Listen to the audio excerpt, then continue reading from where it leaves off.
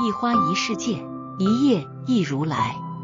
大家好，欢迎来到禅悟。拿破仑说过这样一句话：人一生一世，不给人间留点痕迹，不如不出生。太多的人像拿破仑一样，希望自己千古留名，被后人敬佩。可是任何蛛丝马迹都可能带来麻烦，并不利于人生的成功。作为70后的我，小时候在农村常常看到母亲把母鸡丢进水里。我不解地问，母鸡好好的，凭什么丢到水里呀？母亲说，母鸡浑身发烫，好几天不下蛋，这是要抱窝的征兆。把母鸡丢进水里，身体降温，就不会抱窝了，可以持续下蛋。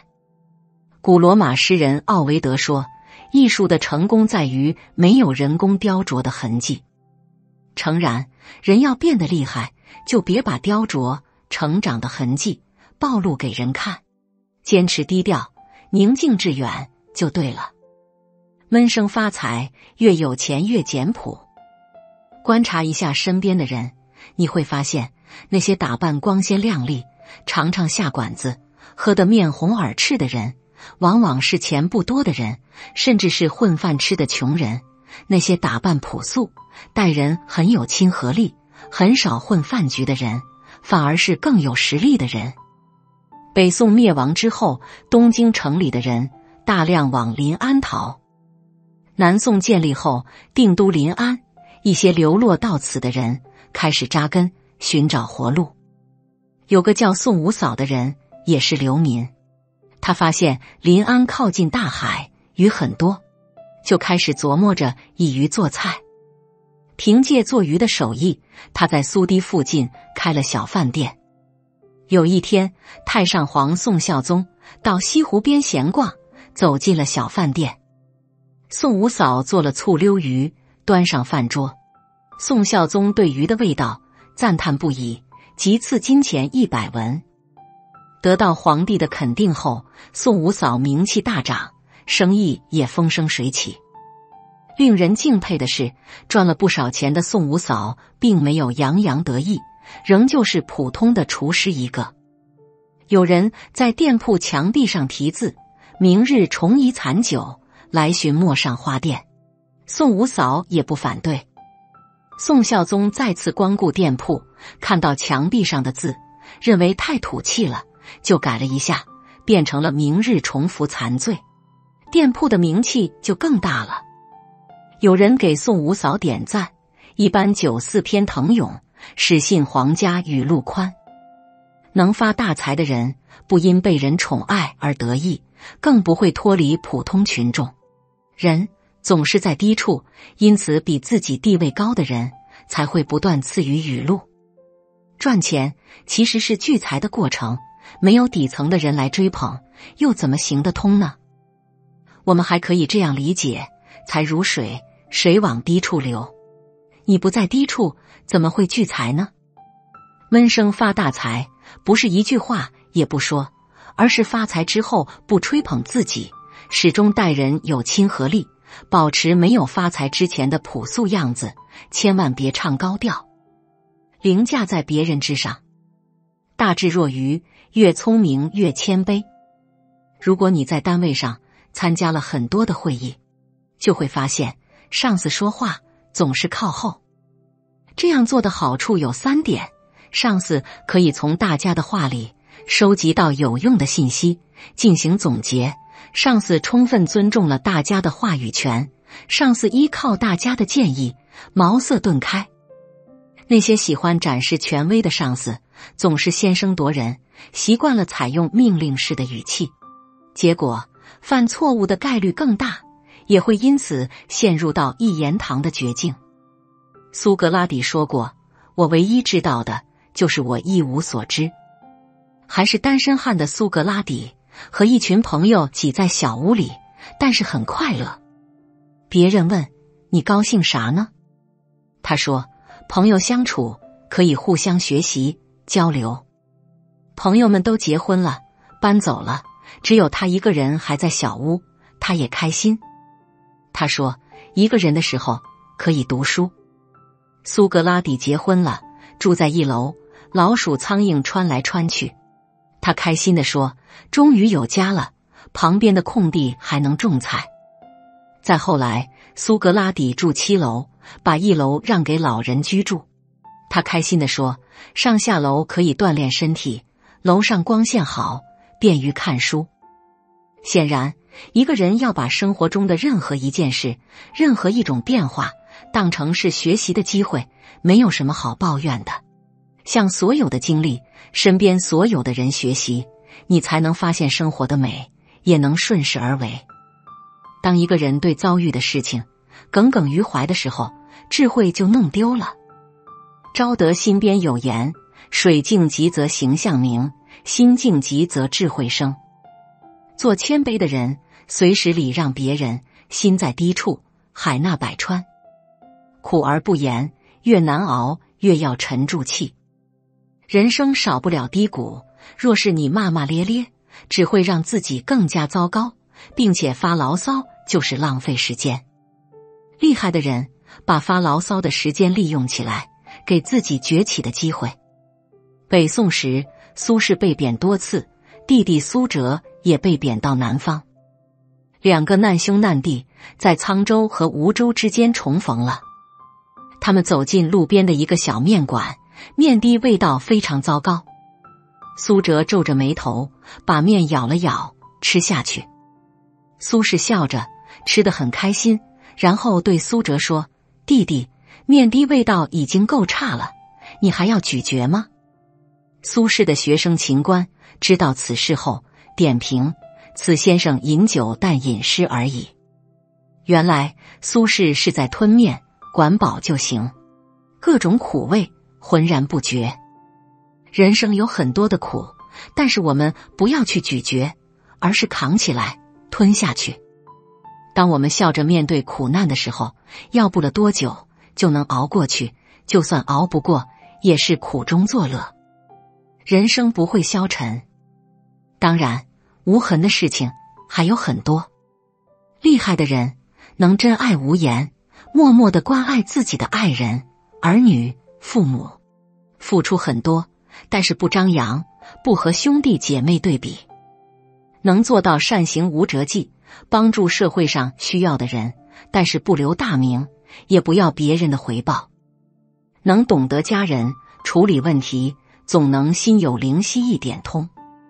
枪打出头鸟，刀砍地头蛇，人要是什么都留痕，那是很可怕的，被人抓住软肋，甚至被人打压。生活中没有橡皮擦，无法把痕迹抹去，只能是不留痕，防范于未然。做一个如风的人，但现实和我们说的不太一样。你可以想象一下，一群人聚集在一起，要准备做某件事，但是没有一个人开口说话，你开口我看着你，事情大概率是办不成的。学会沟通真的很重要，只要把握的言语的尺度，让对方按照你的意思去做，要不了多久，事情就做成了，并且自己的利益得到了最大化。纵观历史，就会发现城府很深的人不是沉默寡言，而是善用阳谋。阳谋是把深藏不露用到了极致。古人云，小隐隐于野，大隐隐于市。在嬉闹的地方都能够隐藏自己，不让人发现自己的锋芒，这是了不起的智慧。同样，在人多嘴杂的时候，敢于开口，并且不让大家发现自己的终极目标，人的城府就体现出来了。北宋时，范仲淹主政杭州，遇到了大规模的饥荒。当地的商人把粮食囤积起来，并且抬高价格。平时60文能买1斗米，到了此时需要120文。没有饭吃的人越来越多，靠官府去救济，粮库很快就会见底，会引发更大的恐慌。如何才能让粮食流通起来，并且让普通人都能买得起米呢？范仲淹有了计谋，他让收下的人按照150文1斗的价格把米买下来。富商们因此获利很多，开心极了。外地的商人听说杭州的米价到了天价，都送米过来，希望捞一笔。顿时商船载着大量的米挤在了杭州的各大码头。范仲淹见状，马上停止收购米。商人们的米都到了码头，又没有官府收购，不得不大甩卖。本地的商人见米价下跌了，也只能调低价格。只是几个月功夫，米价就正常了，老百姓也吃上了饭。汉武帝在位的时候，各地的诸侯很多，地盘很大，对朝廷形成了虎视眈眈的局面。如何才能巩固自己的权力，又让诸侯们乐意呢？他亮出了推恩令，以前的各诸侯所管辖的区域只由其长子继承，改为其长子、次子、三子共同继承。诸侯们觉得这是好事啊，家里的儿子都能享受到皇恩，都有机会把家业做大。接着汉武帝推出制度，把很小的诸侯国归属于地方的郡。后来人们发现皇恩浩荡，恩泽万物，其恩典被很多的子孙分配了，恩典就变成了一粒尘埃那么小。顺理成章，诸侯对朝廷的威胁就不见踪影了。当人们发现某件事的结局的时候，看到某个人的计谋之后，已经无力回天了。这样的隐藏早就说出来了，只是没有人看透。人人都盯着事情的表面，理解了言语里的好处，却没有想到深处，这就是阳谋的根本。善用阳谋是一种大智慧。鬼谷子说：圣人谋之于阴，故曰神；成之于阳，故曰明。所谓主事日成者，积德也，而民安之，不知其所以立。这句话的意思是说，不管阴谋还是阳谋，其根本是尊重道德，为了大家的利益，而不是做一些唯利是图的事情。把古人的智慧用到今天，仍旧很管用，能够让你悄然成功。其一，学会旁观，做局面的掌控者。万事万物都有自己发展的规律，你是规律的掌握者，那么你就是事情的主角。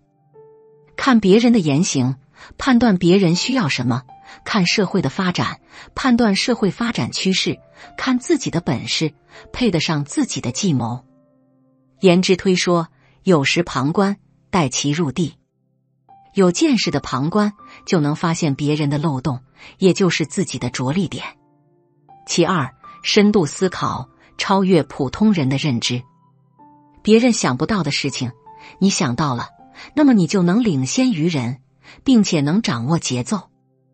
你的从容来源于你的认知层次。